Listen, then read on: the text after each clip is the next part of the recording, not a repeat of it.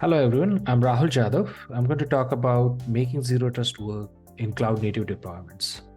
Reaching zero trust and staying at zero trust are two different problems. Reaching zero trust requires tooling that permits specific behavior and denies everything else, while staying at zero trust requires organization maturity in terms of processes and frameworks to detect application or platform changes and synchronously updating the zero trust security posture.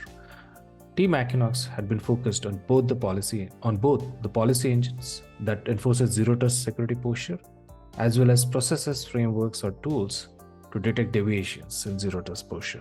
The aim of this talk is to explain the challenges we faced and some of the solution space we have put in place. 2 points stand out as per the zero trust definition from NIST. One is regarding enforcement of least permissive privilege access, and the other is about assuming that the network and systems are in compromised state. Maintaining such a least privilege access continually over a period of time is challenging. Let's look at different dimensions on which the zero trust posture can be enforced. Certainly, there are many other dimensions, but these are the most common ones in the cloud native applications. Even within this, network access and API access get most of the attention. Systems access involves system behavior in terms of process execution, file system access, and systems capability usage. Data access involves identification of sensitive data and ensuring least permissive access to those assets. AccuKnox has built tooling with a fundamental vision in place. Every policy engine should have the ability to enforce, allowing specific actions and deny or audit everything else. For example, using KubeArmor, one can specify what systems behavior is allowed within the pod. That is, what processes are allowed to execute, which processes have access to sensitive file system assets, which processes are allowed network access. K8TLS or CATLS is another tool from AccuKnox that helps identify if all the Kubernetes service endpoints are using secure communications with the right TLS and certificates configuration. AccuKnox KIM solution enables Kubernetes identities and entitlements management. All this tooling put together allows multi-layer zero trust security.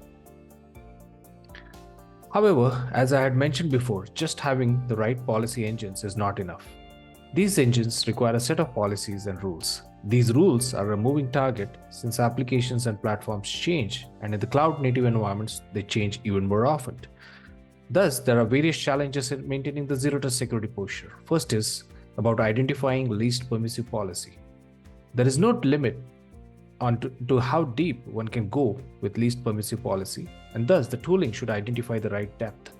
This depth results in a trade-off of security policy fragility when the application is updated. If the least permissive policy is too deep, any minor update to the application will break the policy and the application will suffer downtime. AccuKnox team has spent a great efforts on identifying the right level of depth for zero trust policies. The second challenge is how to keep the security policy in sync with the application or platform updates. Having an alerting workflow before an enforcement workflow goes a long way. We'll talk more about this in the subsequent slides. The user experience for managing the zero trust journey is critical in ensuring the zero trust posture gets used in the organization. And last but not the least, having a consistent identity mechanism across different assets in the organization goes a long way, but is often easier said than done. NIST Zero Trust Guidelines mentions about establishing a continuous diagnostic and mitigation system to monitor applications. Having a granular visibility in container or application behavior can go a long way in ensuring appropriate level of continuous diagnostics. More importantly, the Zero Trust architecture mentions about mitigation to be in place. Any Zero Trust implementation is required to fulfill the requirement of allowing specific known behavior and denying everything else. A policy engine needs to support the right mitigation technique to thwart any malicious execution. Typically, most of the engines deploy post-attack mitigation techniques that attempt to remediate a malicious intent post an attack is attempted. For example, killing the process that executed an unknown or malicious behavior. Post-attack mitigation provides a false sense of security since the attacker has already been able to execute its code in the target environment, and thus any remedial action may not be fruitful. For instance, consider a ransomware attack, wherein a post-attack remedial action would be useless, since the attacker would have already encrypted the sensitive assets by the time a remedial action is taken. Thus, using an inline mitigation is important. Inline mitigation ensures that only specific behavior is allowed and everything else is denied. For example, if an attacker attempts to execute this process in the target environment, the process would not be allowed execution itself. AccuKnox has designed its policy engines keeping in mind these central goals, that is, allowing specific behavior, denying everything else. AccuKnox uses the right security primitives such as eBPF and Linux security modules, which are extremely important since they do not suffer from fundamental security issues such as time to check, time to use, and semantic poisoning.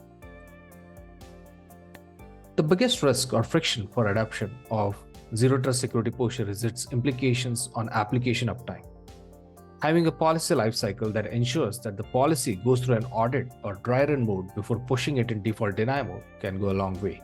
Secondly, if there are anomalies seen during audit mode, it should be easy for an admin to either accept or reject that behavior. The user experience matters the most here. AccuKnox tooling ensures that users can selectively push their workloads in audit or dry run mode. It allows per namespace-based control of default audit or deny mode. Further, it allows audit or deny mode control over individual primitives such as file, process, or network. More importantly, the AccuKnox Enterprise solution provides users appropriate queues for making decisions at appropriate points. These controls ensure that the impact on application downtime is minimized. One of the aspects of AccuKnox Zero Trust platform is to provide automatic Zero Trust security posture, but such a posture would get impacted when there are application or platform updates. AccuKnox solution provides a way for the users to move the application in default audit mode when the application is updated. Note that the hardening policies are still applied in the block mode, which ensures that all the hardening best practices are still followed. While in audit mode, the policy is incrementally updated after user approval to accommodate any application behavior changes.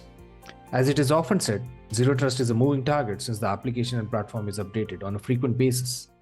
AccuKnox provides a full framework for organizations to fulfill these processes, wherein the application changes are identified and accommodated in the updated Zero Trust security posture. Any solution that does not take into account the application update lifecycle cannot fulfill the Zero Trust journey for an organization. Another novel way that AccuKnox solution implements is to let developer or DevSecOps know the change in the application behavior early in its lifecycle. AccuKnox provides toolings that can be integrated right into CI/CD pipelines. When a new PR is raised or merged, that results in creation of a new application image. AccuKnox tooling can integrate with test frameworks to provide or show runtime behavior changes early during development phase itself. Here is a sample of how the application behavior change looks like in the integrated CI/CD model. In this case, the developer has made a change that has resulted in certain new application behavior, including new processes that are getting spammed, new Kubernetes endpoints that are created using insecure communications. Similarly, new ingress connections are seen that were not seen before in the baseline behavior. These models show that the Zero Trust security posture could be violated, and the DevSecOps team has to consider updating the Zero Trust security posture along with the application update. And last but not the least, it is important for the organizations to periodically evaluate the Zero Trust security efficacy of the implemented controls. Having red and blue teams operate in isolation, giving them common deployment targets, and having a clear way to measure a Zero Trust efficacy in terms of security controls violated would fulfill such a goal. Such exercise would ensure that the organizations have a true sense of its Zero Trust security posture efficacy. To summarize, organizations would have to incrementally improve their Zero Trust security posture through a process or framework.